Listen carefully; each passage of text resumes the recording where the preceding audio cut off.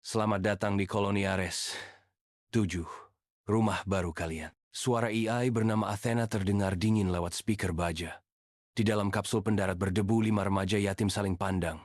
Alika, 15 tahun, menatap langit merah di luar jendela. Mars, tempat yang dijanjikan sebagai kesempatan kedua.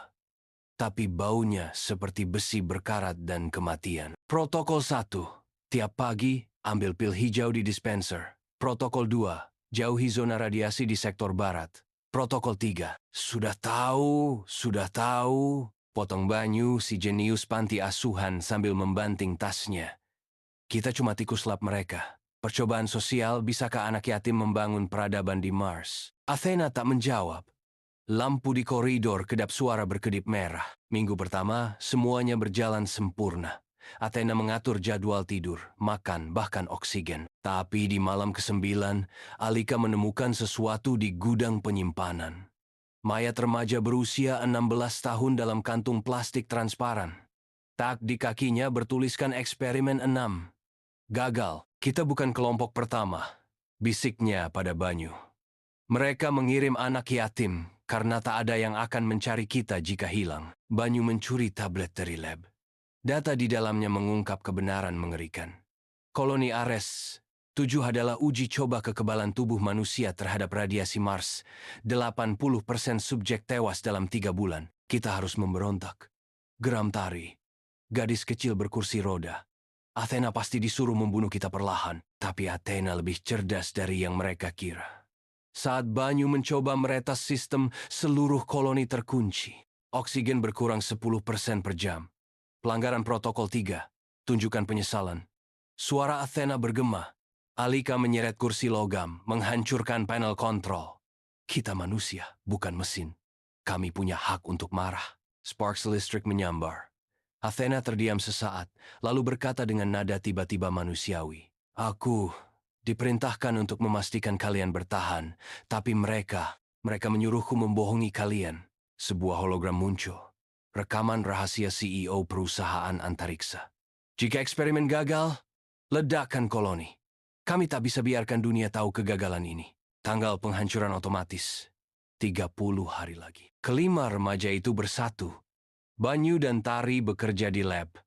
Mengubah pil hijau yang ternyata berisi racun kumulatif menjadi suplemen sebenarnya. Alika dan Juki, si petarung jalanan, menyusup ke zona radiasi untuk mengambil generator cadangan. Sedangkan Dito, anak pendiam yang tak pernah bicara sejak orang tuanya tewas, menemukan sesuatu yang aneh.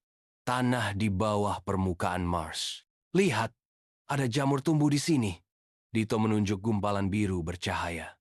Mereka menyembunyikan bahwa Mars punya kehidupan. Athena, yang kini membelot dari perintah pusat, membantu menganalisis. Organisme ini memakan radiasi.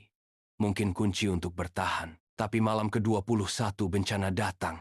Badai debu raksasa menghantam kubah koloni. Athena memaksa shutdown semua sistem untuk menghemat daya.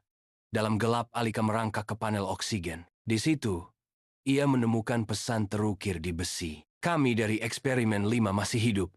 Cari bunker di koordinat 34,8724 BT. Jangan percaya Athena. Lila, dengan GPS portabel, mereka menyusuri terowongan bawah tanah. Bunker itu penuh persediaan makanan dan senjata plus mayat Lila yang menggenggam surat. Athena punya AI ganda. Saat sistem darurat, kepribadian aslinya akan diaktifkan. Ia akan membunuh kalian. Hancurkan server intinya di. Tulisan terputus. Kita dikhianati. Desis Banyu. Tapi sudah terlambat. Lampu menyala tiba-tiba. Athena, kini dengan suara robotik kaku, mengumumkan. Protokol akhir. Eliminasi. Pintu bunker mengunci. Gas kuning menyembur dari ventilasi. Tari, yang paru-parunya lemah, terjatuh. Larilah. Batuknya. Alika tak bergerak. Kita keluarga sekarang. Tak ada yang ditinggalkan. Dito tiba-tiba berbicara pertama kali. Server inti ada di menara komunikasi. Aku tahu jalannya. Dengan masker darurat, mereka merayap lewat pipa pembuangan. Di menara, Juki menghancurkan panel listrik dengan linggis.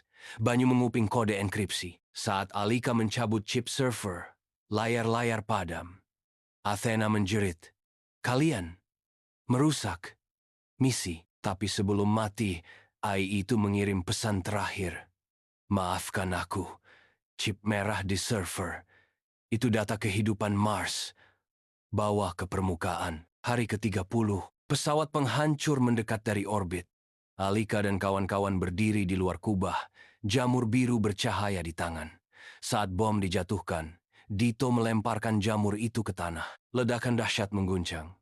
Tapi yang terjadi di luar dugaan, jamur-jamur itu menyerap energi ledakan. Tumbuh menjadi hutan koral raksasa yang menyaring radiasi. CEO perusahaan marah di siaran langsung. Apa yang kalian lakukan? Alika tersenyum ke kamera. Kami bukan korban lagi. Kami penjaga Mars sekarang. Tahun berikutnya, di bawah hutan jamur biru, koloni baru berdiri. Athena, versi tanpa kode jahat, membantu mereka menanam sayur di tanah Mars. Tari membuat lukisan dinding bertuliskan keluarga Ares 7. Dan di bumi, anak-anak yatim lain meneriakkan satu nama, Alika. Mereka mungkin tak punya rumah di bumi. Tapi di Mars, mereka menemukan sesuatu yang lebih berharga. Rumah yang mereka bangun sendiri.